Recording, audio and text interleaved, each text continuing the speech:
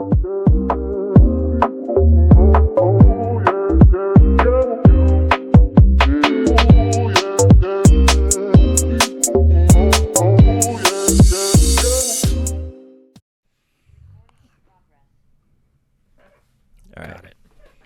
right, if you had to pick the nation of origin of the Zoom robot lady when she starts talking, like recording in progress, like where's she from? Well, it's definitely not a it's definitely a native English speaking accent. Yeah. You know what I mean? I would say Canada. Just very recording in progress. I mean, it's I more don't like know, it just recording in feels- progress. Like, It ain't, it's not recording in progress, honey. It's not like that. There's not like some Sure. twang to it. Like she's not from Tennessee. Mhm. Yeah, no, I think I would say if I were to give it feels like just very very neutral. I mean, I guess you'd be like recording in progress, eh? I guess that would be leaning into it a little bit. Wait, so here's the question now. Do you think the Zoom lady voice, is different for every country? Oh, that's a good question. That'd be hilarious. Well, I guess they would just have to have somebody else record it. I mean, unless the person who recorded the voice is like multilingual in like every language. Yeah. I'm only assuming Yeah. that they have different people. I mean, like they have to have different people for different languages. I can't imagine one lady does the whole thing every time. Because that would make polyglot, right? That's someone who can speak many languages, right? Yes. Yeah. Which is just insane to word. me. It's like how does that fit in one person's brain? All of that information and that's crazy. Like Yeah. Have you ever thought about learning a language that's not like a country of origin and on Earth, like Klingon or or like Elvish from Lord of the Rings? I think you can do both of those on Duolingo. I know for sure you can do Klingon. And I have people I follow who are studying Klingon. I'm not naming names.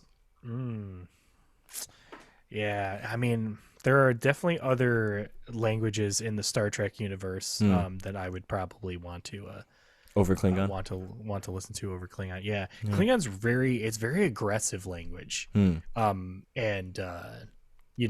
a lot of like you have to say it with just a lot of like you can't just have a normal conversation when you're speaking Klingon. It's like it's like that's what it sounds like. It's like all someone, very aggressive shouting. So yeah, I don't know. Okay, no, I feel that. What do you think her country of origin is? I For get like a anybody who's Western really Europe listening, vibe. I'm just like the reason why we say this is when you hit the button on Zoom, if you don't know, it says recording in progress. Yeah. And it's got to be it's got to be American or Canadian. It's got to be North American to me. Yeah, the only thing that throws me though is like the inflection points. Clearly it's a robot just reading it, right? So it's kind of like a Microsoft Sam, like the little paperclip dude, Yeah. But yeah, like Western Europe, but I think I'm actually probably more inclined to say America or Canada. Probably US. What if probably it was Nebraska? Like what if it put the emphasis on the wrong parts of the words, like recording in progress? Recording in progress. It's just scary at that point. Recording in progress. Well, folks, welcome to the pod. This is F1 or F off. Hopefully you're on with us so you don't have to F off. But we are here to bring you our thoughts. I said thoughts, not thoughts. Thoughts. Our thoughts. Yeah, we're not talking about like thotties, Our thoughts. Shout out Cisco, sponsor the pod. Yeah, no, we're just here to talk about Formula One and some random shenanigans in the beginning of the podcast. Specifically, we're here to talk to you. The way you delivered that.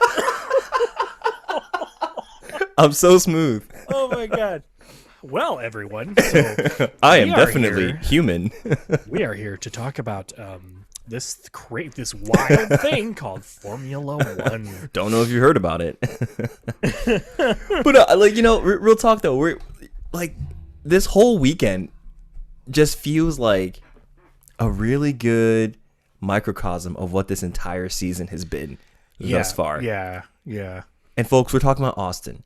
We're talking about the place where barbecue comes from. We're talking about I'm trying to think of big accolades here.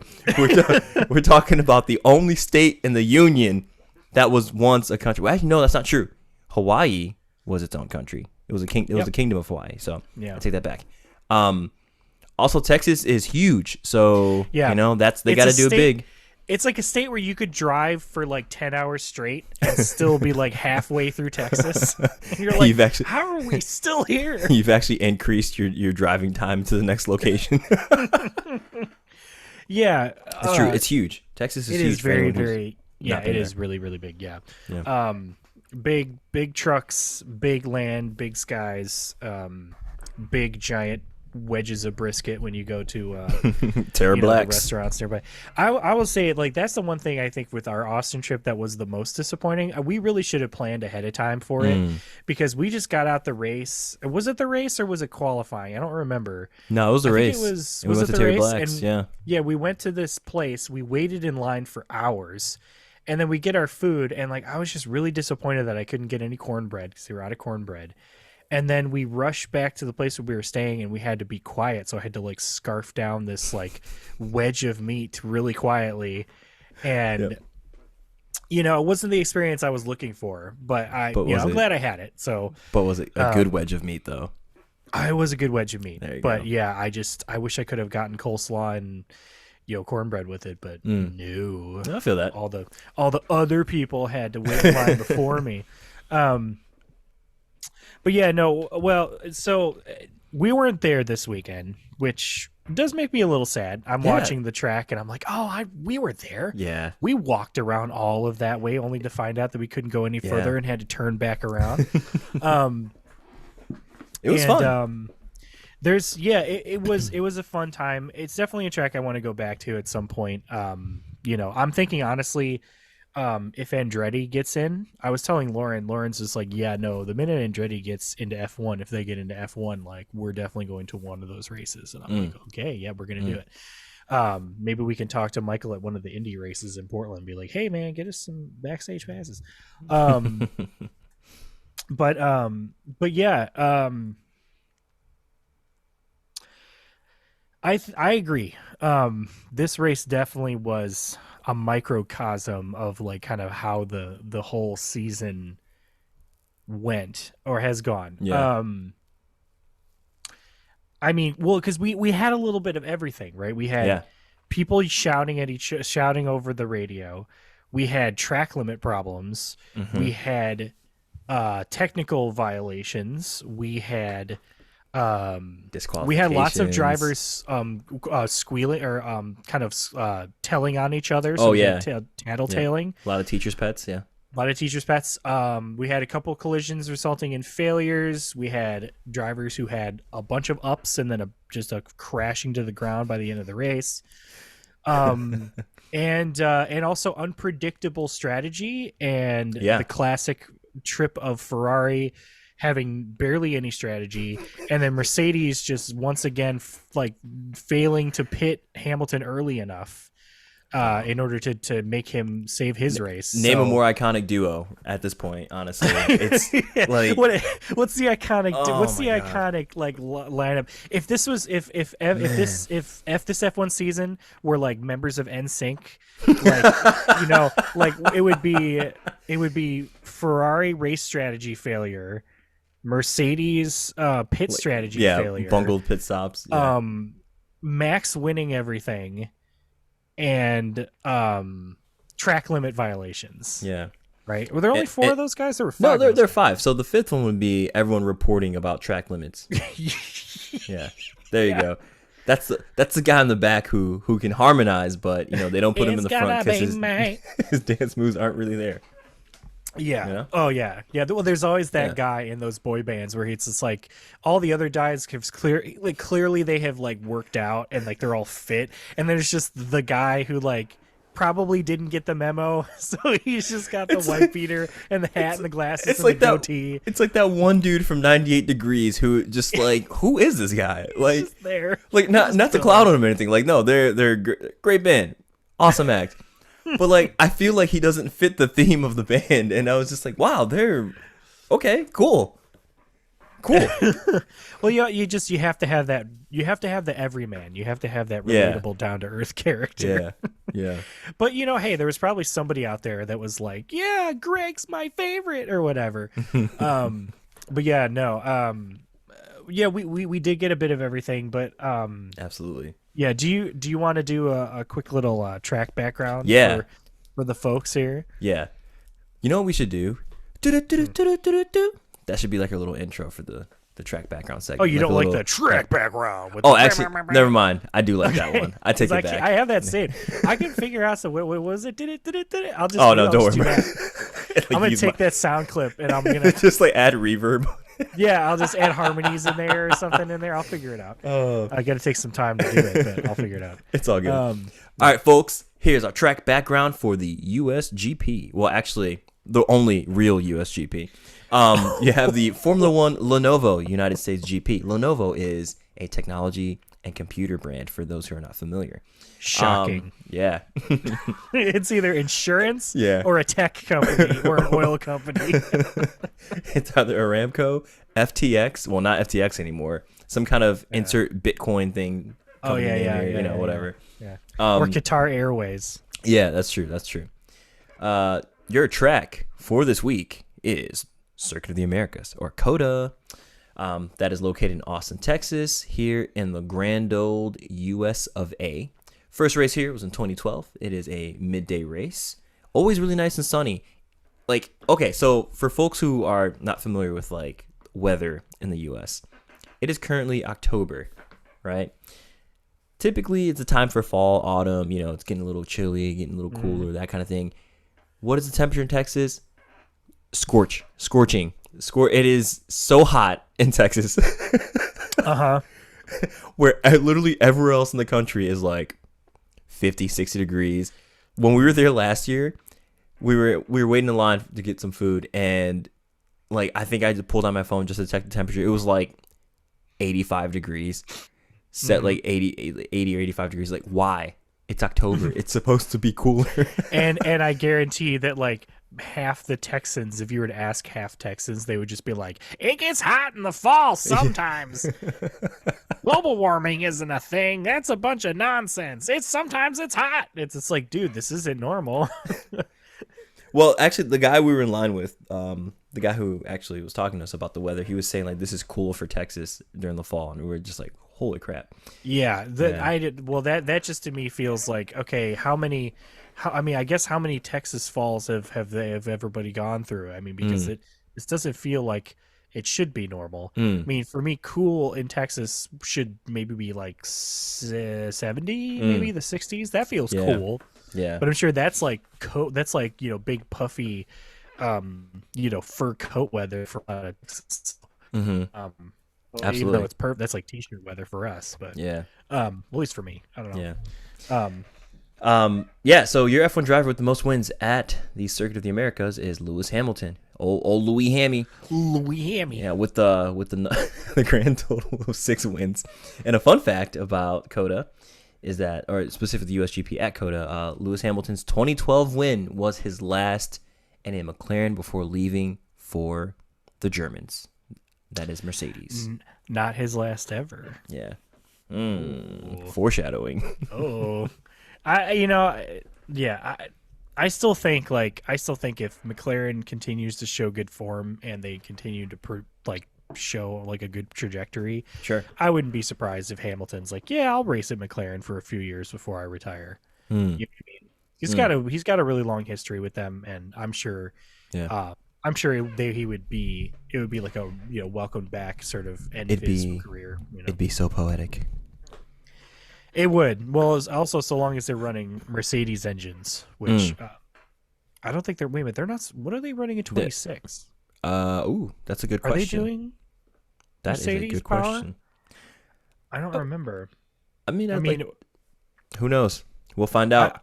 I mean, if we end up getting Cadillac in there, I mean, I'm sure GM probably wouldn't mind, having a couple of customers, while they're at it. So, because Ford's showing up, so I'm sure that might be part of GM's motivation to getting in with Andretti is because Ford is going to be the power plant provider for Red Bull. Yeah. And so I'm sure they're like, well, hey, like, let's get we can do it too, right? 2012 was such a magical season too. So I completely forgot that it was 2012. It feels like that track has not been around that long, but that's 11 years. That's 11 years. Yeah. So so some really cool things we want to talk about before we hop right into the race. F1 Academy, y'all. We talked about it. We have a primer episode that we released a couple months back. If you are unfamiliar with what F1 Academy is, highly, highly, highly recommend you download that and take a listen to it. We go to the background of it, the series that it kind of was birthed from, and just the significance of it and what it's trying to do, and what its goals are, what its overarching goals are. Sorry. And it was great to see F1 Academy on full display here this weekend, because this is a nice sampling of what next season has in store for us, because F1 Academy will be a fully sanctioned support series for F1 starting in the 2024 season, meaning that it will be at every single track on the calendar, right? Actually, I take that back. I should say I think it's going to be I thought they said 7 races. Is it 7 races? Okay, so it won't be right. So I don't want to put my foot in my mouth, but it's going to be at some tracks on the F1 calendar, but they will be racing with the F1 series as they are there at that specific track. So when they are racing there, you'll be able to pull that up on F1 TV, however else you watch it, similar to what you do now with F2, F3 support series, other support series as they're racing alongside F1. Did you get the number of how many races they'll be at next year? Yeah, so because it'll probably be similar to what they did for this season. So it might be 6 circuits actually. Looking at it here, so they're saying Saudi Arabia at Jeddah, cool. Miami, Spain, the Netherlands, so that's Zandvoort, Singapore, Marina Bay, and Qatar. I suppose they could potentially add more because 7 feels pretty small. I feel like they went more this year because they did Paul Ricard. I think it was 8 this year. Monza, Spain, Zandvoort, U.S. It'd be interesting seeing them in a night race. That's going to be interesting on the street circuits. Yeah, that would be real nice. But regardless, like F1 Academy is here. We have to support it fully because this can really change the landscape when it comes to just women in racing. So in any capacity. So it's really exciting. But yeah, let's dive right into that real quick. Marta Garcia, shout out to the GOAT right there. She just won it. So she had the opportunity to seal the title, right? In the first race of 3, right? That's how F1 Academy works. You have 3 races over a race weekend, right? And all she needed was to lead by 37 points by the second race, so race 2. And she won the first race, which put her way past that threshold that she needed because her closest rival in the championship was, I think, a few places behind her actually in the finishing. So shout out to Marta Garcia of Spain for just laying it down. And she's with Prema Racing, right? Prema, that is like the Ferrari they race in Italian colors, but they are supported by Mercedes actually. Oh, really? I thought they were. Oh, I thought they were Ferrari. Yeah, it's it's sort of like a weird kind of. They red cars and it's got Italian colors, so it's easy to jump there. Yeah. I don't know why, but I thought they were a sponsor. But no, that's good. Yeah. You'll notice with some of the F1 Academy teams, they are sponsored by. Some of them have sponsorship linkages to some of the full up teams on the F1 grid. So like your Mercedes, your Red Bulls, that sort of thing. Yeah, for example, Lena Buller, who was the runner up in the championship. She's a Swiss driver. She is sponsored by the Sauber F1 team. Like that's like her sponsor. She also had the most podium appearances in the season this year. Dude. Which is amazing because she was also the oldest driver on the grid, oldest being 26. But hey, I mean, for drivers, like 26 is, I would say that's like the peak sort of prime, like you're just perfectly seasoned, and it's like as you get into your 30s, it starts to start a little bit of grind on the cheese, you know what I mean? It's still so she's still got a lot of still got a lot of fuel in the tank. We'll say that. But yeah, one thing I was gonna say, and I had this idea, it was a thought in my head. So Marta, she only had to finish 4th and up in order to clinch the championship for the F1 Academy, right? And a part of me thought, so when you race an F1 Academy, if you win, you can't come back to F1 Academy, right?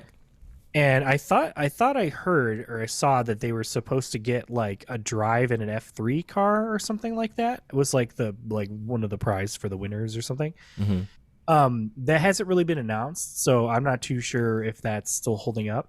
But I had a thought: if I was like in Lena Buller's position, and let's say I was like younger than she was, because I think the cutoff age for F1 Academy is like 27. So sure. It's not coming back.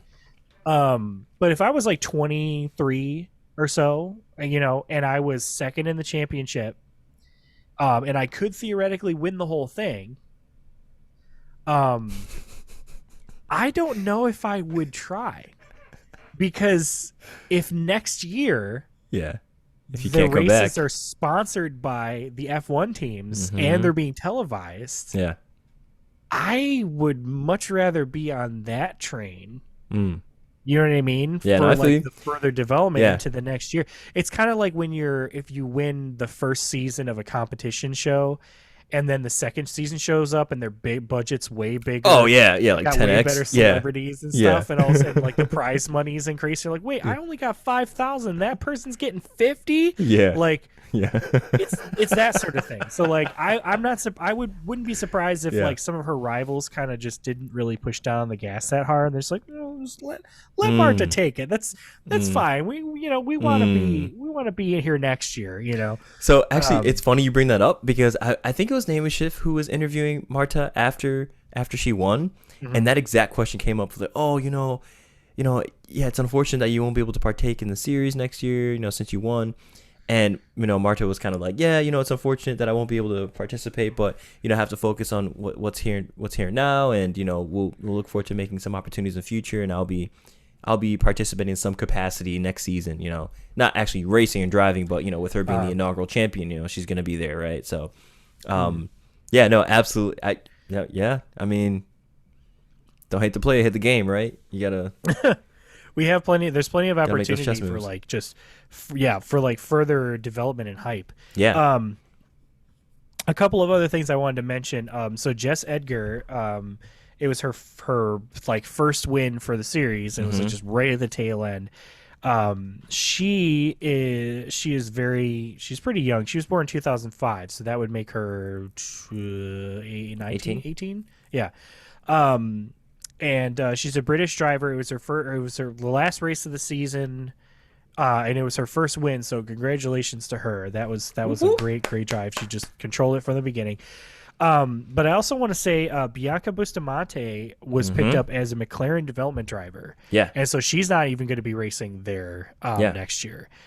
She's sort of bowed out from that. And then Megan Gilks, she is also not going to be racing next year in the F1 Academy, because she is going to be a full-time race engineer for Aston Martin, like a race development engineer. That's so cool. Which is great. And I just think to myself, it's like, if I was like racing and then the idea was either wait like however long and then just do it again and just work a day job in between, or like get paid by an actual F1 team to like do work. I'm sorry. I'm hitching my wagon right there. You know what I mean? See, this is exactly congrats to all of them. I mean, this is exactly what F1 Academy is set out to do, right? To get women into all areas of motorsports racing, and we see that here, from race engineer to development driver to continuing on within the series. Like that's so cool. I cannot wait to see what else happens next year. Yeah, lots of really talented drivers, lots of really great racecraft. They're definitely not as intense about track limits for the F1 Academy drivers as they are for F1, which, I guess is, a good thing, or, it's fine. It's different. They're not, it's different. Yeah. They're not going like crazy fast. So it's, they do work with what they have available to them. Right. So, maybe just for the sake of making sure the cars make it back from their races, they're like, oh yeah, you skip over, that's fine. Definitely not doing that for F1. They're like people on what's that show with Steve Harvey, Family Feud. Yeah. They're so ready with that button to just be like, track limits. Survey says. It's like, name one thing that a driver does that you don't do at home. Track limits. I'm sorry, there wasn't enough mustache there, Gabe. I still, every time I think of Steve Harvey, I can see him when he like walked out on stage during the Miss Universe competition after reading the wrong name. Have you seen that clip? Oh man, it's so cringe, but like in just the best way possible. Yeah. Just the thought of that is just basking in the cringe of it. He's just like, ooh. Anyway, but yeah, that's F1 Academy. I'm very excited for next year. I mean, it's really going to be exciting to see them with like the liveries from like the F1 teams too. So it's like you can sort of pick a team it's easier for you to like pick a team to like fixate on, especially if you're already an established fan with another fandom, it makes it a little easier. And I'm all for that accessibility. So, yeah, it's gonna be great. It's gonna be great. Let's go. All right. Oh, you want to take that? Take what? Oh, sorry. No, I thought you were gonna segue into qualifying, but I will segue into qualifying. Segue. Wacky, wavy, inflatable tube. So we're on video. Yeah. No. Well. Yeah. I'll segue. Well, talking about finding very qualifying drivers. Let's talk about. Okay. It's just the word. I had to work it in. Well, we had a sprint race weekend. So we had 2 qualifying sessions technically. One doesn't matter very much. The other one matters a lot. So the main qualifying session was pretty it was, like you said, it was a snapshot. Like we just there's lots of really intense stuff that all came up at once. Both of the Astons had like a new floor. They were out in Q1. And not just that, I think they actually I think they gave Stroll the new updated floor, and they gave Alonso the old floor. They did that for the race. Yeah, for sure. They did it for the race in order to just get like just real live test data to compare against one another. Yeah, right. Because I think they tried to run the new floor on both in qualifying, and they were like, that didn't work. Yeah, because they talked about Aston's having these big updates, and then it just didn't happen. So good nothing for them, I guess. Oh man. But yeah, I think I forget what happened with Haas. Do you remember that? They ended up having to start in the pit lane for the race. Dude, I don't even follow what happens with Haas anymore. Like they just like it makes me so sad. But like, if they just like disappeared, would you notice? Like I feel really bad saying that, but like where are they? Where are they? It's like I sort of like forgot that I sometimes forget that Nico Hulkenberg is like a driver. It's like because it just doesn't really happen. Like they just don't.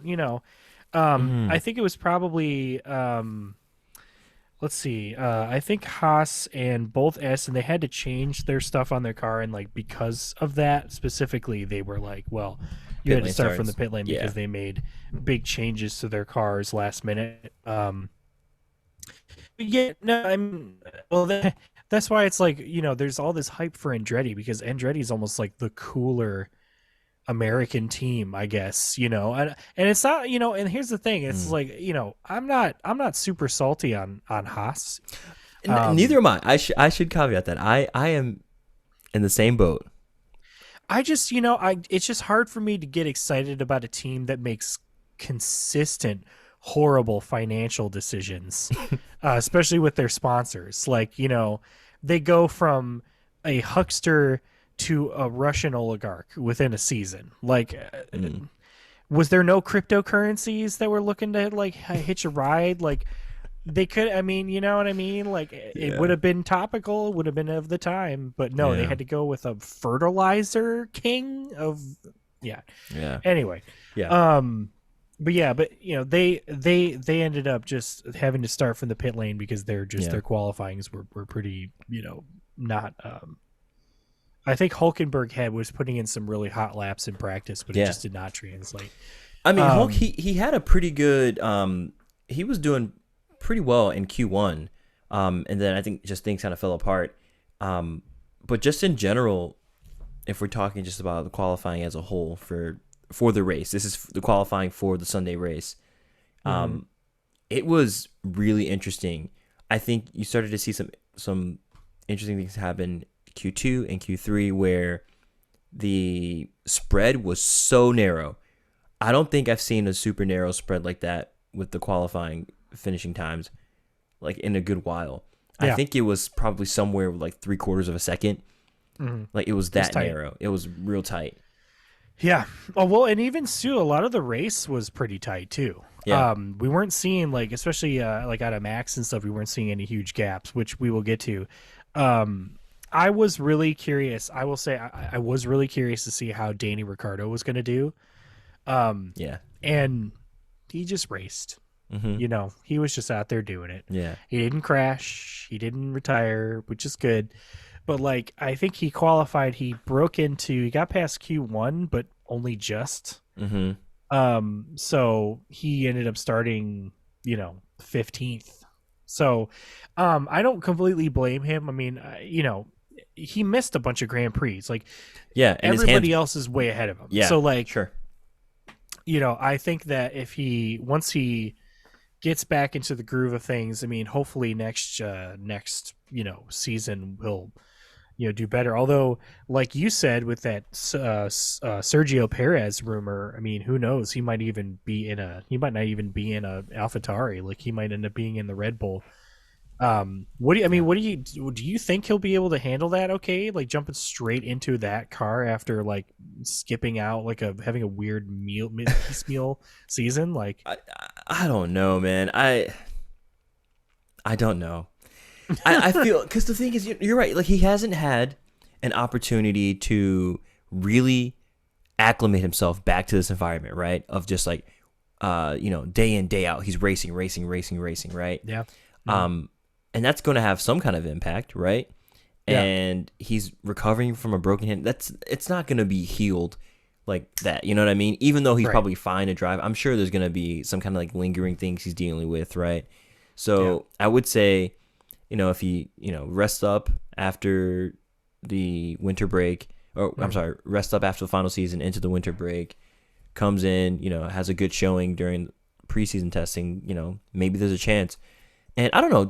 I think Danny Rick still got it. I think it's just a matter of he hasn't had the time to just get back to like some kind of racing driver routine. You know what I mean? Yeah. Because that's going to be important to maintain your performance levels.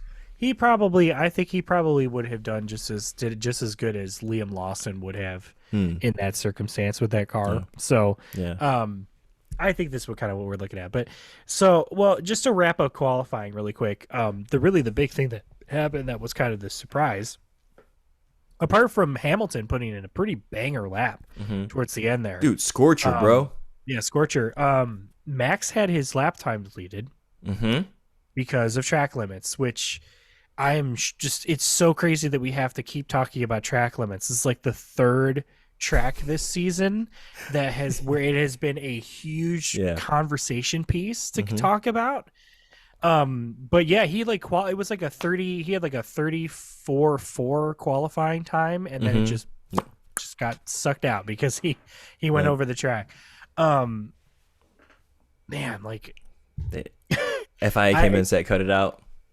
Yeah, like they're really on it, and I mean, we've had this conversation before talking about it, and here's the thing: it's just like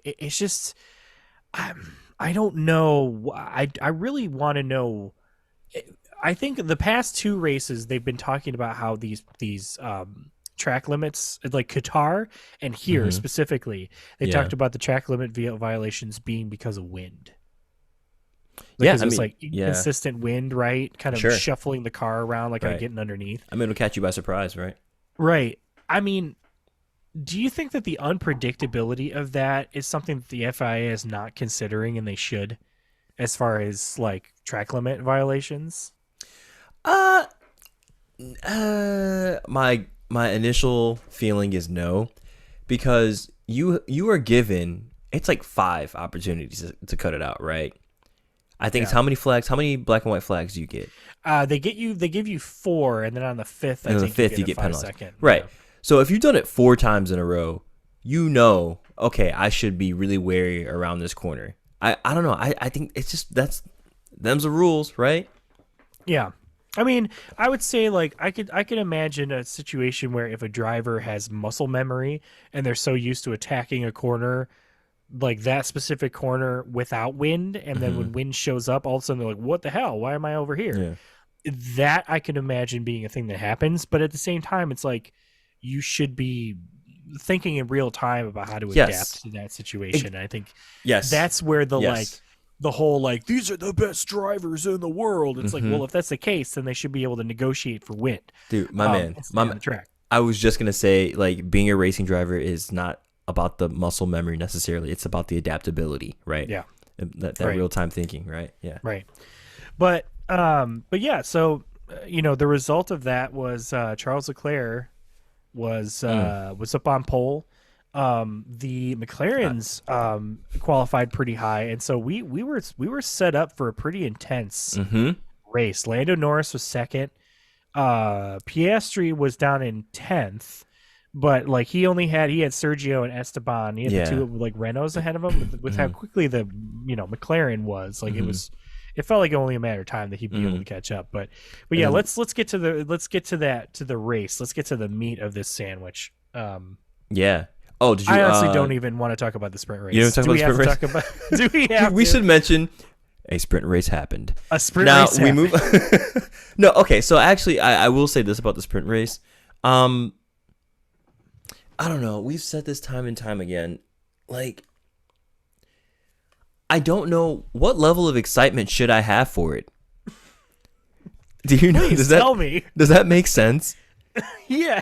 Like, I feel like as it is, it dilutes the feeling you get from like the Sunday GP.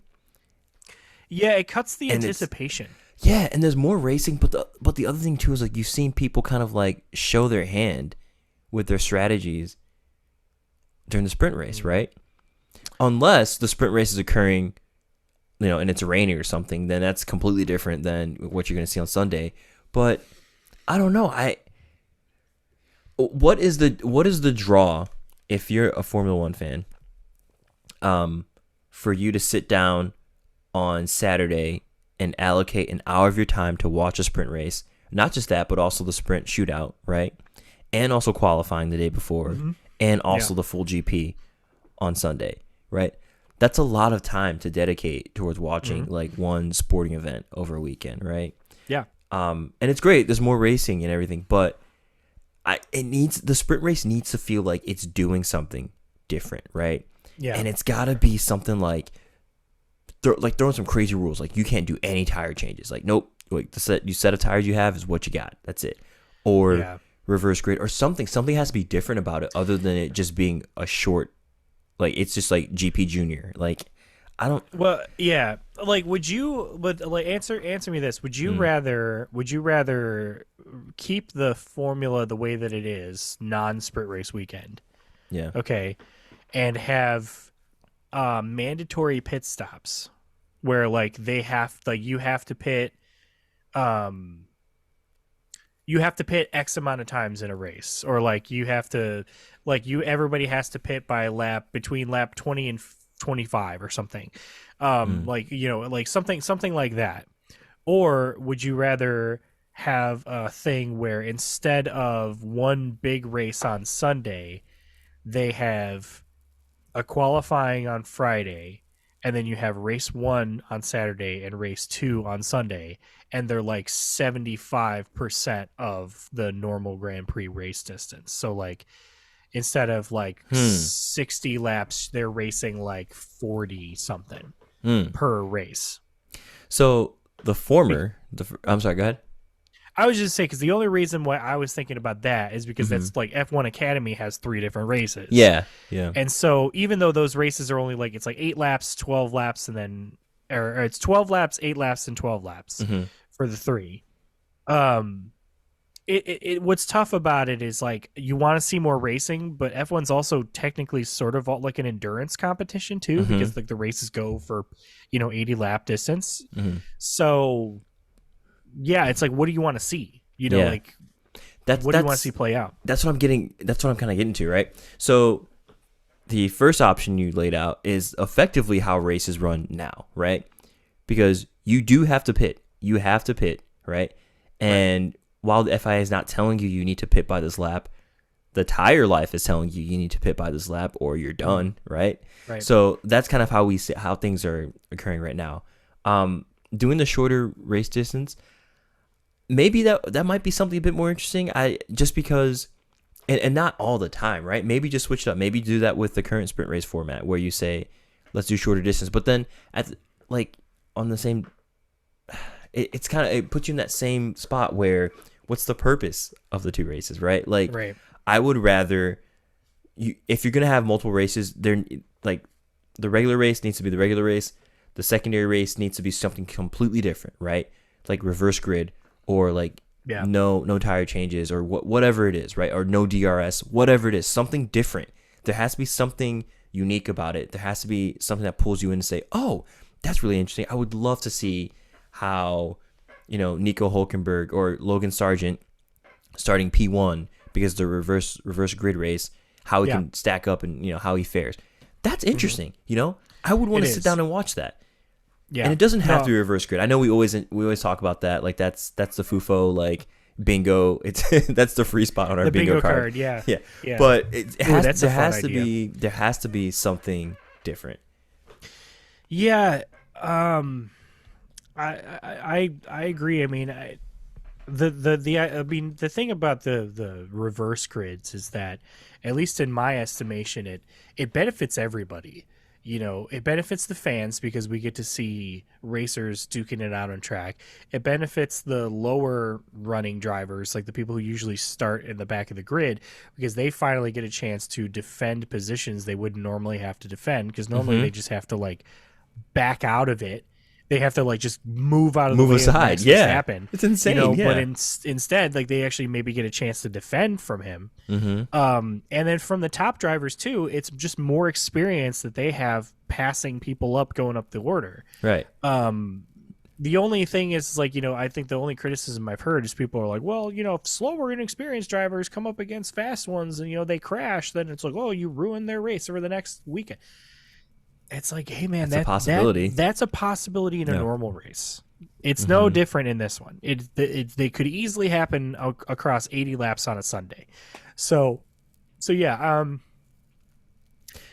And the thing I will add here too is that it doesn't have to be every single weekend, right? I think I will give the FIA credit and say that I am grateful that every weekend is not a sprint race weekend. That would be awful. Like, you don't want that. You want it to be a thing to do every now and then, right? And if you do something like a reverse grid race, you can have like a reverse grid championship that's kind of set aside if it even comes down to that. You know what I mean? Like, oh yeah, just make it unique.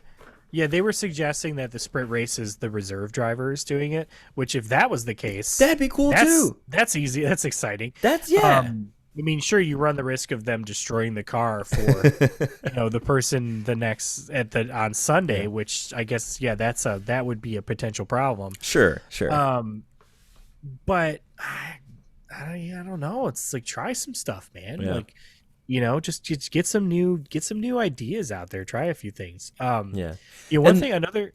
Oh, sorry. Go ahead. I was gonna say there's a reason we're complaining about this so much, and I think it has to do with a lot of the spice and drama that happened after the race weekend. But we'll get back to that. Yeah. I'm gonna save my other sort of thoughts for our podium vibes. Sure. Because I want to get to talking about the actual race itself. So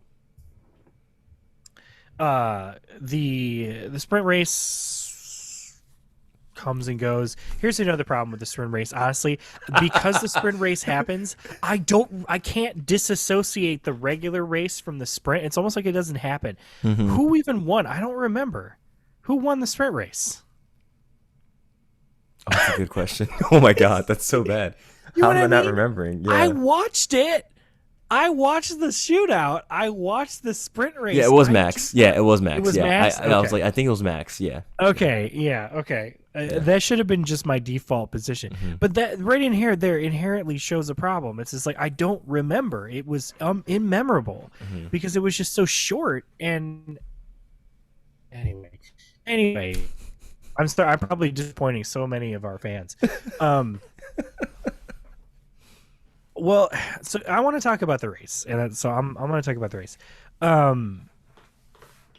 So, like you said, like we said at the top, it was definitely a microcosm of a lot of different things because we had the track limit violations that was happening kind of in the background. We were seeing little bits of it. Mm-hmm. I think at one point Gasly was like talking about George, like going over the track all the time, and Perez too. It was really a great. I mean, Max was starting in 6th, right, because his lap time got deleted, and it was there was a great jump from like right out the gate. Lando was right there, dude. Came in swinging. Around that first turn too. Was Hamilton, I think. Yeah, great drive coming around. And there was a lot of problems with Hamilton, whether or not he had to give the position up because they were saying he passed off the track, which I think in the first lap, a lot of the FIA will be like, well, if you're avoiding collision with other drivers, then like just for the sake of the continuity to like keep going. Yeah. But I do know that like Max and Lewis had a lot of problems where they were people mentioning that they were going off track. And I think I was wondering if part of the reason why Lewis was able to like keep up as much as he could, especially or like when he was able to catch Max as much as he was catching him and keeping those, intervals short, was because he was going off the track and gaining like a little bit of extra speed from doing that. Because it's like you're essentially carrying more speed into the turn, right? Because you're not slowing down as much. And I feel like they were. I'm not. This isn't a confirmation. This is just speculation. But I feel like the teams are using that sort of off the track warning, slap on the wrist thing as a strategy. Oh, absolutely. You know what I mean? Yeah. Absolutely. Well, you can get away with this 4 times, and you gain, a couple tenths, like a tenth of a second maybe on a lap, but like that could mean a lot. Oh, absolutely. So you could do that 4 times, and then you gain, almost like with a DRS. It's like you only have it so much, or like you can only do so much for a while. There was also a moment where I think they were talking about Albon had a 5-second penalty. And he like increased his pace just enough so that he wouldn't lose position with the 5-second penalty. So I think these guys know what they're. I think they know. Absolutely, yeah. I think they know that they can go off track, and it's just like they can. I think a lot of them are maybe complaining to try and throw off the scent a little bit because they also love doing that. So maybe really that's what's going on here is that we're looking more into the off the track than they are. Like maybe they're just like, oh well, it's just part of it. Like we gain like 5 tenths over 4 laps if we can just go off without getting a little slap on the wrist or whatever. Mm-hmm. Sure. But yeah, well, Idris, do you think we should talk about Ferrari a little bit? Absolutely, man. Mamma Mia Scuderia. Charles, on the radio, didn't they at one point say, like, are you ready for, like, strategy E or something? He just, like, E, D, whatever. It's ruining my race. Like, and also, I love how he's like, why do I need to let Sainz pass? We will talk about this after the race. Like, it's nice to see him, like, being assertive now and putting his foot down. But, man, they were trying to do a one stop, right? Yeah, I think they were trying to do a one stop, and everyone's just like, "Are you kidding me?" Like, they had nobody had any data running on the hard tires because like nobody ran the hard tire in qualifying, and so everybody was just trying to make the mediums. I remember they were saying that a used pair of mediums was better than a new set of hards, and I'm just like, what's the point then? Why? You might as well go into full wets at that point. Like, yeah, man. Well, I mean, yeah, really disappointing because like they were up there, they were holding their own a bit, and you thought like, oh, maybe if they had pitted maybe once, if they had planned that out like or a second time, I think they could have caught back some pace because the Ferraris weren't slow, they were doing pretty good out there. They're usually pretty good at COTA. I mean, I think what's just really disheartening about this is how does Leclerc go from getting pole position to like barely not even on podium, holding on, just like barely holding on to like Max's coattails. I don't. It's got to be hard to be a Leclerc fan. Oh, and not even just that. He goes from a pole position to originally finishing, what was it? I think he originally finished 6th to being completely disqualified, right? To be completely disqualified. So, I mean, the consolation prize is that Carlos Sainz gets bumped up to the podium. And this is like his 3rd podium that he didn't actually achieve on track. So true. Yeah. Yeah. Smooth operator. The man doesn't even have to finish on the podium and they just give it to him. Bro, he's so smooth. Oh my goodness. God. Unbelievable. Yeah, I'm just so confused. How do you lose pole position like that? How do you not convert that to like some meaningful points? Well, it's funny. I think pole position is more valuable on some tracks than it is. Absolutely, sure. Sure, yeah. I mean, some tracks you start on the dirty side of the track, you're just kind of screwed. But yeah, at least podium, like it was game over from like. From just like the get-go, right? Yeah, like literally the first lap. Like he made a turn. Yeah, he made a good move on Hamilton, just like slamming the door shut in his face, like cool. But after that, just gone. Because I think Sainz had passed them up like right away after all that. Yeah, right. It's crazy watching these guys like push their drivers like into the pit lane and like almost towards the fence. Yes. Like man, it's like that's scary when I saw that. Yeah. There was a moment in the F1 Academy, I think it was the second race, where 2 of the cars stalled on track, and you're just like, like don't hit each other. They all got through with that. It's just amazing how they can avoid damage like that. But Ferrari. It was just like it's the perfect like Ferrari sort of like encapsulates the Ferrari mood right now. It's just like They get a car disqualified after bungling strategy and like messing up the floor pan, but then they somehow magically get a 3rd place finish and are like still finishing on podiums. It's just like, come on, you guys, like you gotta pick a lane here. You're either successful or you're not. Enzo Ferrari is smiling down upon us. That's what it is.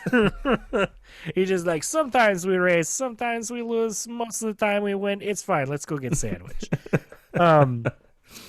Yeah. Oh man. Yeah. I hope I don't really think that Charles and Carlos can get through another season like this. If next season continues like this or starts the same way, I'm telling you, they're gonna probably end up getting like leaving halfway through. Could you imagine an exodus of They just like this happens in a race, and it's like Charles and Carlos have both collectively decided that going back to Monaco and just hanging out on a yacht is vastly more superior than trying to race for Ferrari for the rest of the season. Like I don't understand why it's so hard at Ferrari.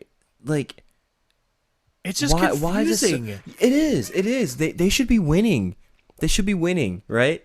They should be. They've got a good car. It's not a bad car. It's not a bad car, right? And honestly, it's probably better than the Mercedes, right? It's like I would say, all right. So if you have to rank the cars, right? Clearly, Red Bull's number one. Number two is probably Ferrari.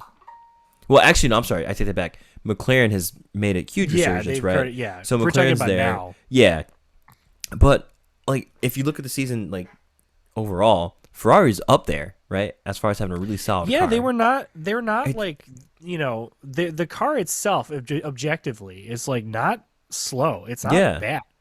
It's got its weaknesses like most do. But they haven't had let's say they haven't had a massive pendulum swing in any direction. Right. You know what I mean? Like they were just kind of solidly like above mid-tier. They're like a solid B tier. You know what I mean? Yeah. I mean, you can say A rank. I mean, because we use the Japanese Racing Arcade like ranking system. Okay. So S rank, right? So the Red Bull's S rank, right? Right. Okay. Yeah. But yeah, they sort of like they didn't really make a big pendulum swing, but the problem is like they had the potential. I think they could have converted 2 wins, more wins than they had the 1. Right. That's the other thing. Like we talk about Ferrari failing so much, and like they were the only team to like get a win that was non-Red Bull this season. To be fair, mostly because the Red Bull was just atrocious in Singapore. But even still, that being said, like I think there were multiple opportunities this season that they could have converted to a win, and they just dropped the ball with strategy, pit strategy, whatever. It's like I don't understand. It's like I think it's like they're trying to like figure out a way to take risks, but it's just like the risks they take are just like the worst moments to be taking a risk, my dude. Yeah. But anyway, so that's Ferrari. That's Ferrari. Let's talk. Let's take a minute. Let's talk about Mercedes. I was gonna say that's another sort of bungle that kind of happened of sorts. Mercedes was like, I think the most fun team to watch, or the most interesting, right? Because like they added some spice to, well, specifically Lewis was adding some spice to how this race was playing out, because the way this boy was like driving, it was like, whoa, he's gonna catch these guys. And if he had another couple of laps, because I think it was 56 laps, right? I would say 58 or 59 laps, another 2 or 3 laps, I think he could have challenged Max for the win there. Yeah, probably. He was catching him. He was flying, and that was so fun to see. It was cool to see Max. I think we talk a lot about Max and saying like, oh, he wins everything and all this kind of stuff, and not necessarily in a bad way, but it's like it's nice to see him being challenged, right? Like he was nursing like a weak car, right? And he like with the I think they had the floorboard issues, or actually I'm sorry, the ride height was increased. It was brake issues. Yeah, he had brake issues, but he also, I think the car was also raised too, like to a degree that is much higher than we've typically seen the Red Bull race at in previous races during the season. And so with those two things, there's a compounding effect of just decrease of downforce and not being able to eke as much performance out of the car, right? And here you have like Lewis just like charging, right? And making like a really good show of, oh, these two are about to fight again, right? We're about to see like Max and Lewis duke it out at the front. 2021, the rematch. 2021. Fisticuffs, throw it. But alas, it didn't happen because Lewis ran out of laps to actually try to challenge for the win. But it's nice to see Max also like eke as much performance out of that car as possible with all the little wounds that it was suffering, and like still get the win. So that's equal as exciting. So congrats to him and kudos to him. But let's talk about the bungled stuff on the Mercedes side though. So if you want, you can take that. Yeah, I mean, there was. It seems like when you think of when you think of like certain teams and their weaknesses, like Ferrari, it's not just pit strategy, it's race strategy overall. Yeah. They just, for some reason, they just, they keep just messing that up. Some teams, it's like reliability problems, even though most of the cars nowadays are pretty reliable. Yeah. A lot, unless they take a hit, like they can actually get through a Grand Prix. It's not like it used to be where like there was like, oh, the car's set on fire for some reason, like it doesn't really happen that much anymore. It's a little more consistent.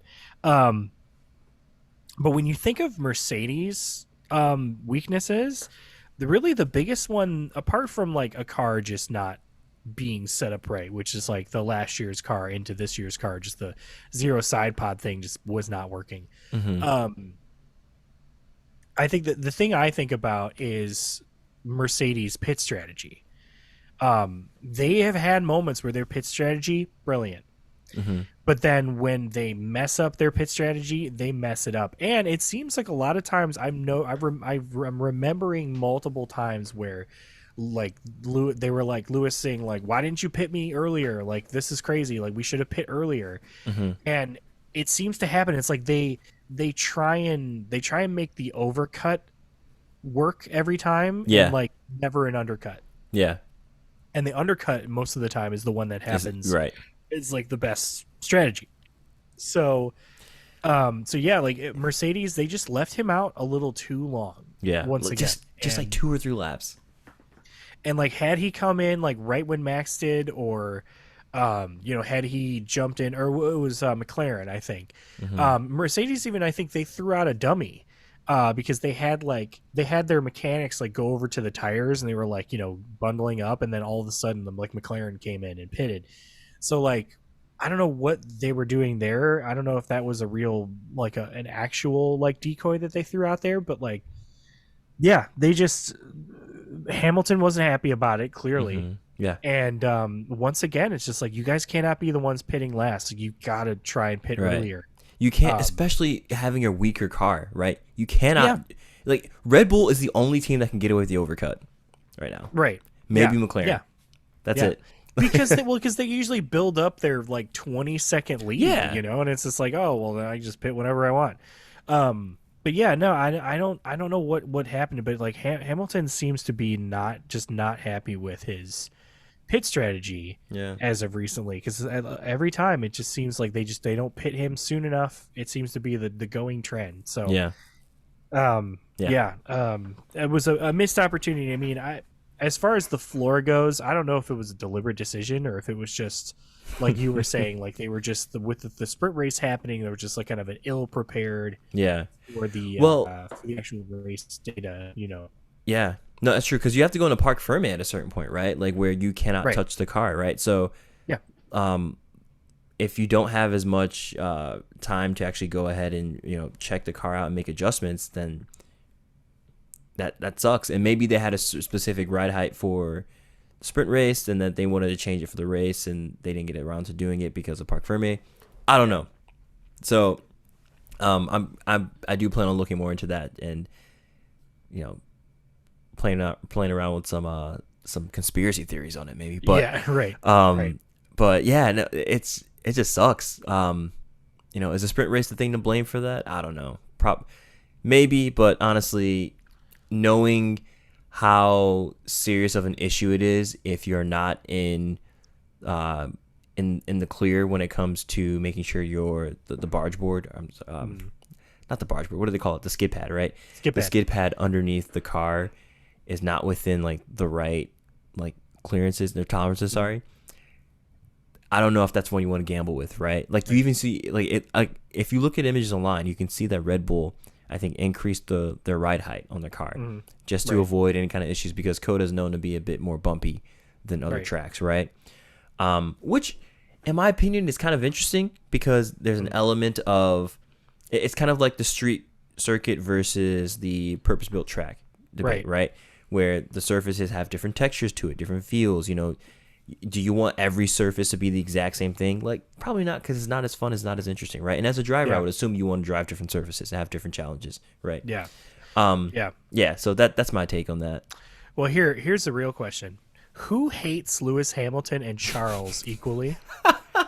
that would potentially be able to sabotage their car. Maybe Zach Brown. Does he? No, because he wasn't there when Hamilton was in McLaren, so he doesn't have any tie.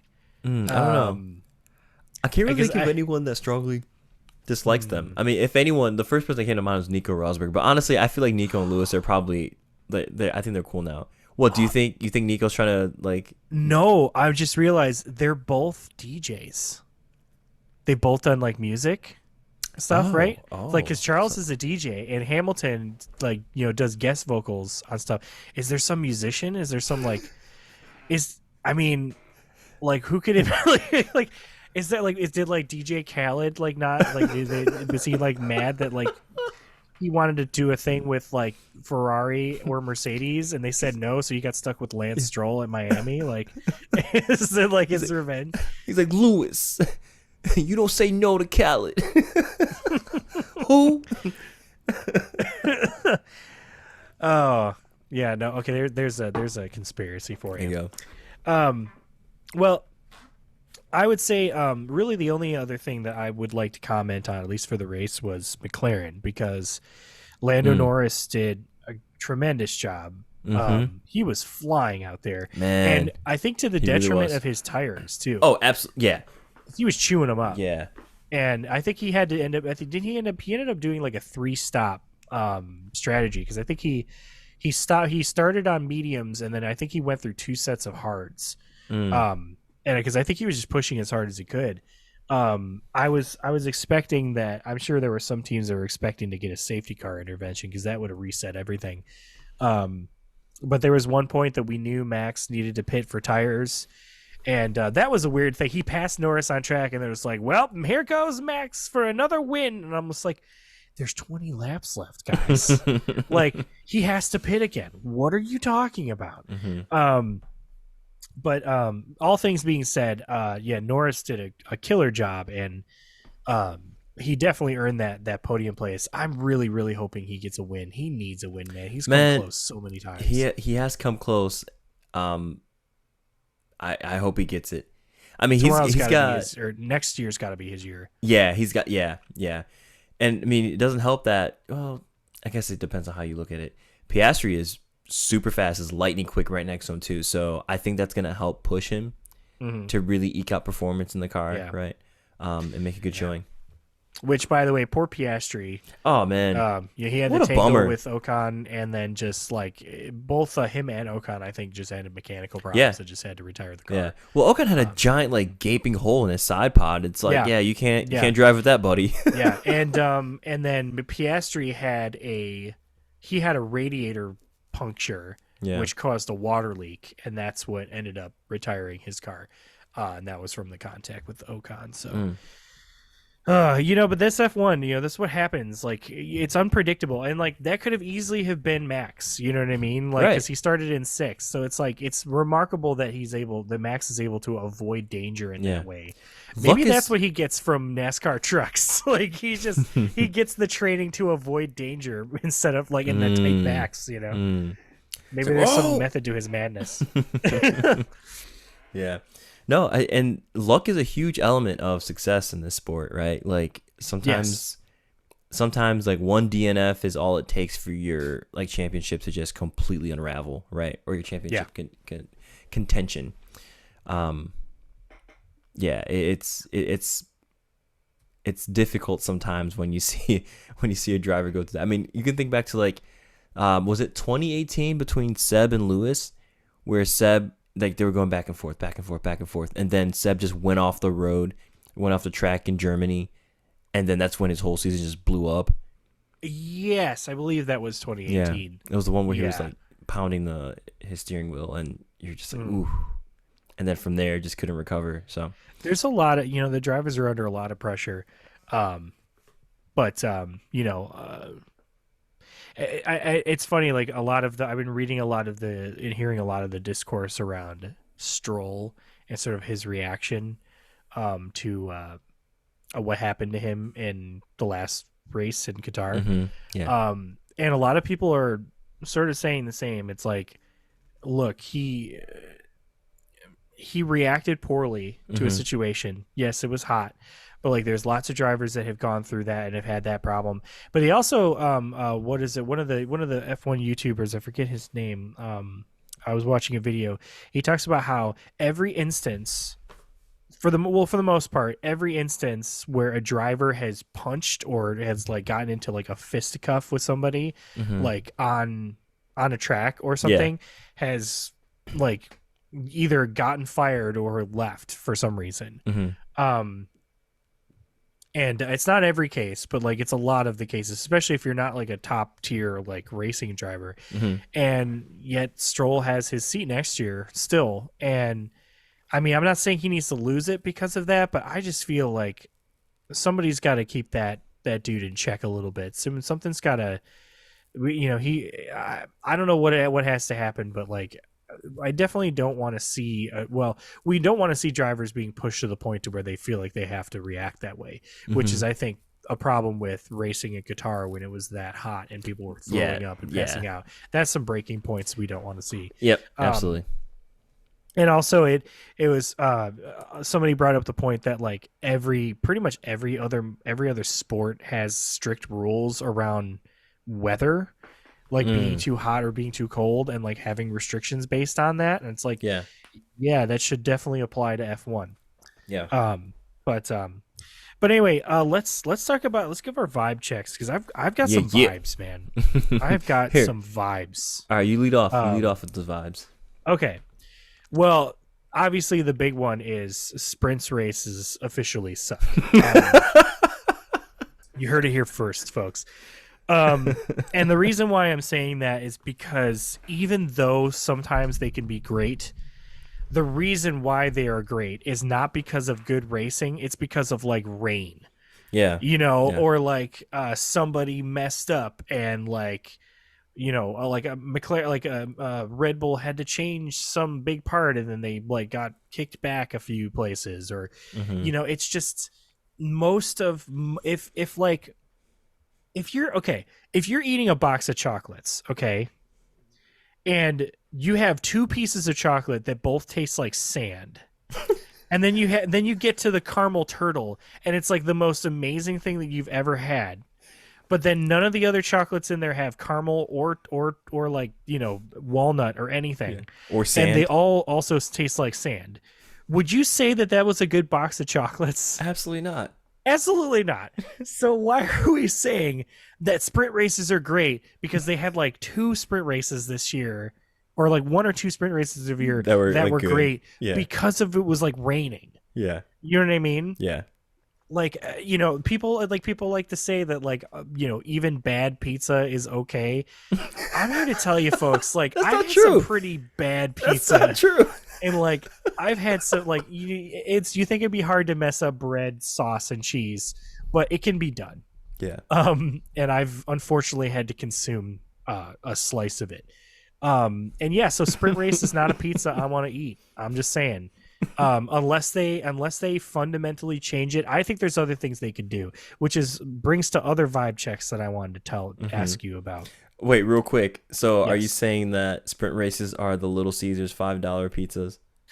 No. Little Caesar 5. Those hot and ready's. Okay, they're not bad. They're not bad. When you're 17, and so you true. If you just got off the bus and you like walked like 3 miles to get back to your house, and there's like a Little Caesars on the way, and then you have $5 in your pocket that you saved from lunch. Hell yeah, you're getting a hot and ready. Yeah, that's true. And that's going to be the best tasting pizza you've ever consumed in your life. No, in full disclosure, the worst pizza I've ever had was actually in some place up in Washington in Longview. I was helping somebody move, and the people who I was helping move were like, "Here, man, let's get pizza for everyone." And we're like, "Cool, okay." And they bring this pizza out. We open the box, and those pepperonis that are really tiny, like they're little cups. But they're also really thick. At the same time. Okay, yeah, I know what you're talking about. Where they kind of like bow up, like they bow up. They're really thick and they bow up, and they're real tiny. They're really dark looking. They're almost like sausage, but it's like still pepperoni. Imagine just literally a pile of it in the middle of the pizza. No. Yes, I kid you not.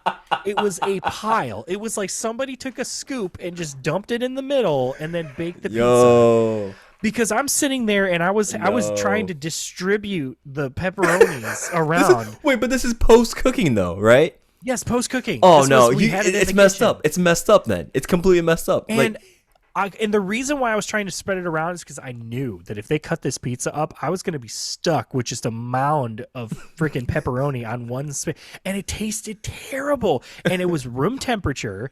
And it tasted terrible. The sauce was really, really, really weird. It was like, it wasn't good. It wasn't tangy, but it like left a really bad aftertaste. It was not good. And the crust... The crust was like cardboard. I was bad. Like, I'm just like, this is not pizza that anybody should consume. It was probably made by some disgruntled teenagers that had to come in on a Sunday to work. Yep. I don't blame them. But also, it was absolutely terrible. So that was a USGP pizza, huh? That was the Sprint Race pizza. That's what that is. Yeah, I have other pizza experiences, but I'm not going to go into all of that now. I've got a lot of them. So the other thing I was going to say is another vibe I had was, and this is kind of like a vibe check for you. Like, I want to see where you're at with this. Okay. Okay.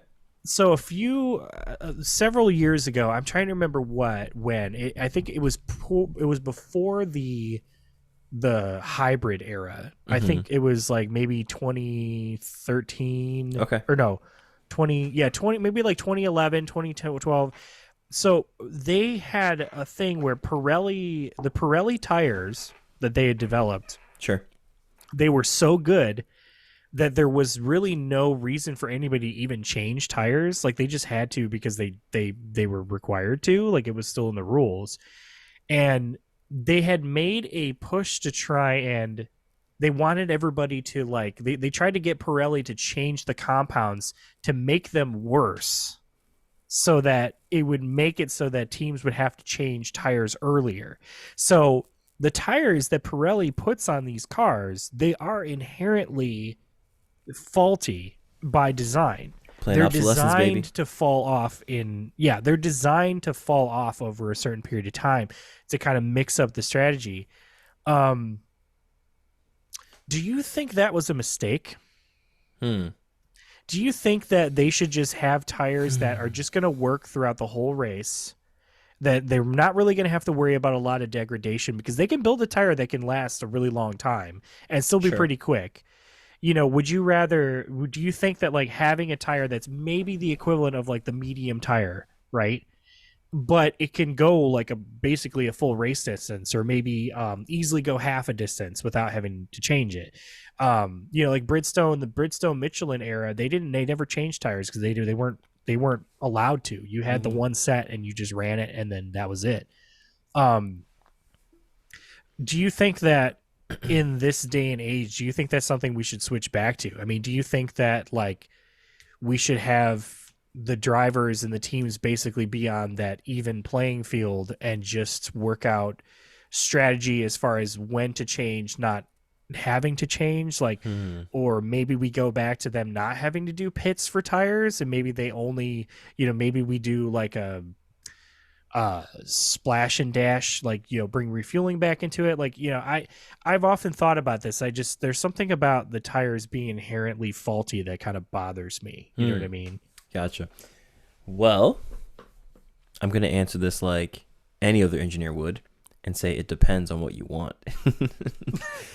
And the reason, and it's true, because if you are looking for an entertainment product that requires lots of random variables, right? Well, as random as you can make it, the variables that you can change are the strategy, right? When it comes to tires and tire types and how long you can actually be out on the track with a specific tire.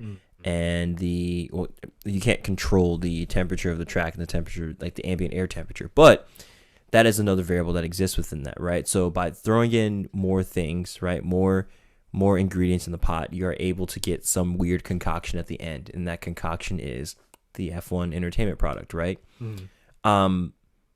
Now, if you want to focus on just like pure racing, right, then it probably makes more sense to go towards a direction where you are not changing tires all the time, right? Like you want it to be a thing of merit fully based on the performance of the car and the performance of the driver and how those two link up together.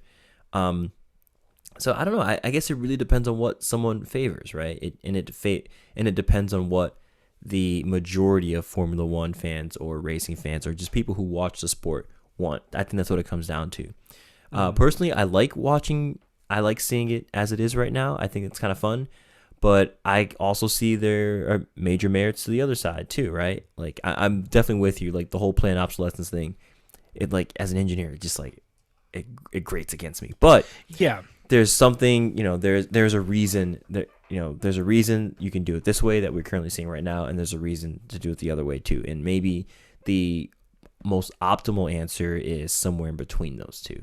So I don't know. Well, like I'm glad, at least glad that they moved away from doing the hyper soft and the ultra soft. Like there were too many tires there, and it was really confusing. Yeah, yeah. And I don't even think they. Sorry, go ahead. And I was gonna say, for anyone not familiar, please look up the Pirelli Rainbow. I think they call it the Rainbow of Tires or Tire Rainbow or something like that.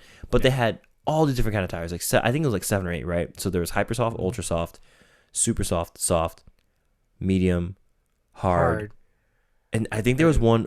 There was like a super hard. I think there was a super hard, and then they had was like rain tires. Yeah, right? And then just the intermediate and the wet. Yeah, so ridiculous. Like they had pink, white, yellow, orange. Yeah, orange was in there, dude. It was just like. I know. Well, and I remember them not even like using the hyper tires. Mm-hmm. Or like the ultra softs. Like, they're good for nobody even ever used them. Like half a lap and you're good. Yeah, like you get 5 laps. It's like, it didn't make any sense. I think that like I almost feel that what they should do is they should just have 3 compounds that they use across every race. Like doesn't I know matter, they have. Huh? I know they have softer for these or harder for these. I think they should just pick a midpoint and just stick to it and just see what happens. You know, maybe that means that some races they need to pit more.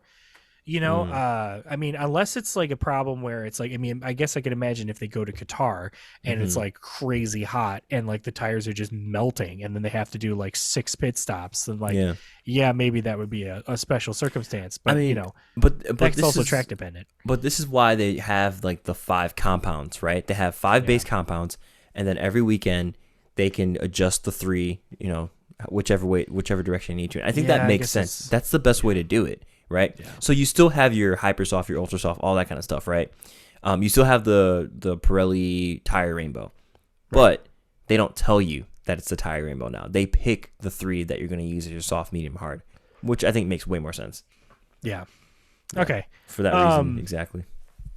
All right. Well, I have two more vibe checks I want to run past you, if you don't mind. Let's do it. Okay. DRS. DRS. Yay or nay? No, we still need it. I think we still need it. You think you still need it? Yeah. Well, we don't need it when Max is trying to maintain his lead. We need it for everyone behind. Well, see, that's my point. I think it needs to be adjusted. Yeah. I've come around to the idea that you have of having a limited like boost supply, right? Like a limited DRS, like allotment of time that you can use, or time allotment. Sorry. Oh my God. A time allotment of DRS during the race. You can only use it for 200 seconds or whatever it is, right? Yeah. That's just random amount I put in there. When it's used up, it's gone. That would be interesting. Because I noticed like there were times where like, Max is like, they're like the lead driver will pass a lapping car, right? Mm-hmm. That car is under a blue flag. Right. They have to get out of the way anyway. Yeah. Why give the lead car that DRS advantage? Yeah. You know what I mean? Yeah. Because it's just prolonging the distance that the other person's trying to build up. Yeah. And that's really frustrating. Yeah. Because then they get to the end of the straight, and then the guy that's chasing, suddenly he has to try and sneak around the other car that now suddenly can't have a safe place to move aside for another 6 corners. 100%. And we saw that happen time and time again yesterday. Yeah. I mean, I saw it happen. Yeah, I saw it happen in Coda. Yeah. Like Max had the DRS passing, Sargent or whatever. Yeah. And I'm just like, that's you don't need it on Sargent. Yeah, exactly. Yeah. He doesn't even know what a kilometer is. Oh, no, apparently he does. Actually, he came out and said he found out. He found out. That's the response. He found out. Bro, I found out. But yeah. Shout out to Khan Academy for sponsoring me, and it's just gonna drive the car. Just drive. Oh God. Can I say this too? Did you see that Williams put NFTs on the back wing of their car? Oh yeah. I think they did. Did they do the Bored Ape? I think they did the Bored Ape NFTs, right? They did one of those. They also had like some AI generated ones too, and I'm like, this is just it's the future, bro. No, it's just a monster mash of like things that I thought, like at least NFTs, like, oh my God, people are still talking about those? I thought they completely tanked. Like all the comments on their Instagram page were hilarious. Like everyone's just like, are you serious? It's like, dude, what is this, 2013? Like, like just going like, well, not moving to 2013, but yeah, I mean, you know what I mean? It's just they were popping off. It was ridiculous. Yeah. Well, okay, so DRS, yeah, it needs to be adjusted. We need to be adjusted. Maybe not get rid of completely, but it needs to be a passing tool, not like just use it whenever you're behind a slower car. Like that's just yeah. I also kind of feel like they shouldn't even be using it in qualifying. I think just like let the car run when it's going to run. Yeah, I agree with that too. All right, last comment I want to make let's go. You, and then we'll pick up your vibe check. Anything you want to talk about? As I was watching the F1 Academy race, I was getting kind of annoyed by the commentary a little bit because I swear, it happened every race at one point, and felt like 2 or so times in that race. The F1 commentator or the commentators were like, yeah, this is corner 3, 4, and 5, this was inspired by the Maggots and Beckons at Silverstone, and they said it like 6 times, and I was just like, yeah, I get it. They based the turns off of Silverstone. You don't have to keep saying it, man. Wait, what track? It up like it was a talking that Coda. What turns? Those swooping S turns after you come down, you know what I mean? Oh, okay. I give you too much credit. It was just like really annoying. It just sounded like this guy, okay, that he's British and he wants to talk about how, kind of like underhandedly say like the Americans stole the turns from Silverstone. It's just like, well, they also could have been from Suzuka, man. But yeah, that was just really that kind of annoyed me. After like the first time, I'm like, yeah, I get it. But then after like the 3rd or 4th time, I'm like, do you really have to keep saying this? Like, why is this a thing you have to keep bringing up? Like, just focus on what's happening on track.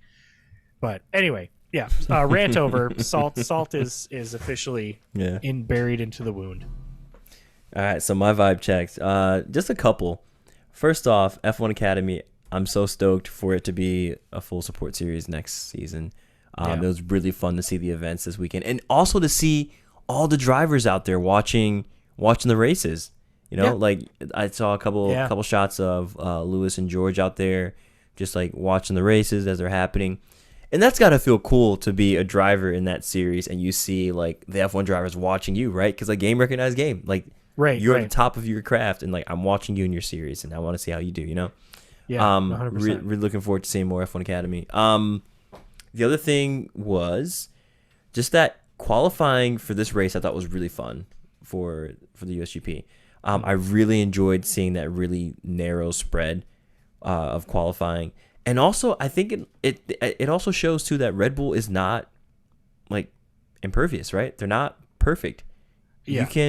You can knock them down a couple pegs just by catching them on an off weekend, or catch them while they're nursing some issues, that sort of thing. Like McLaren was right there. I think Norris was just using up his tires a bit too much.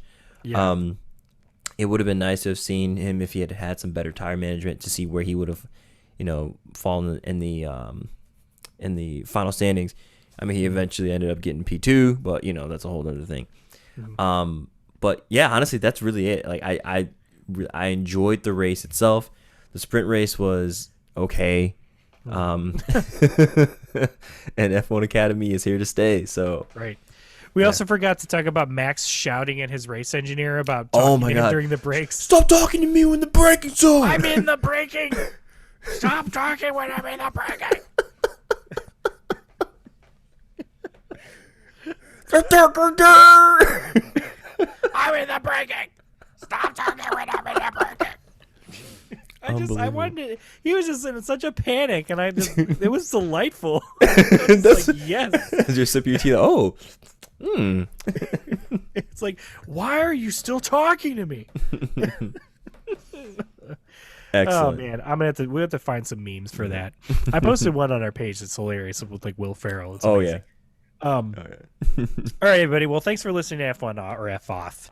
You can find us anywhere you listen to your podcast. If you want to hit us up, you can find us on Instagram, TikTok, YouTube, and X Twitter at F1 or F Off. You can also email us at F1 or F Off podcast at gmail.com. Please give us a 5-star review. Give us a Hypersoft review. Whenever you listen to your podcast, really helps us out a lot. And be sure to tell your families, be sure to tell your friends, be sure to tell that guy that keeps talking to you during the braking zone. Be sure to tell, be sure. Don't talk to me, the braking man. I'm braking. Don't talk to me. Could you imagine if you're like driving with somebody in the car and you're like slowing down for a stoplight and they're just like, hey, so what do you want to get to dinner? I'm talking. I'm in the braking zone. Don't talk to me right now. Don't talk to me while I'm braking. You have the audacity to talk to me in a school zone? It's 25 here, man. Do you see the red light? I need to focus. That means I'm braking, so no talking. Oh, it's so stupid. Maybe that was his dad. Maybe his dad freaked out and was talking while he's braking, and he's just like him reacting to it. Oh, man. Oh, wonderful. Okay. Yep. Well, this has been a very professional podcast recording. So professional. We're always professionals.